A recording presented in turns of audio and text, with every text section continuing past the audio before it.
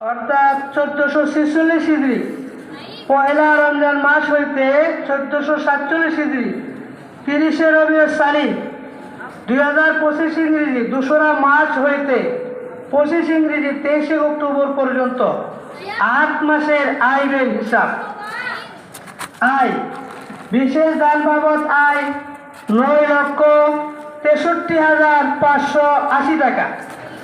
ছাত্র ভর্তি বাবদ আয় 2,08,510 টাকা। ছাত্র ভর্তির ফরম বিক্রি বাবদ আয় 11,100 টাকা।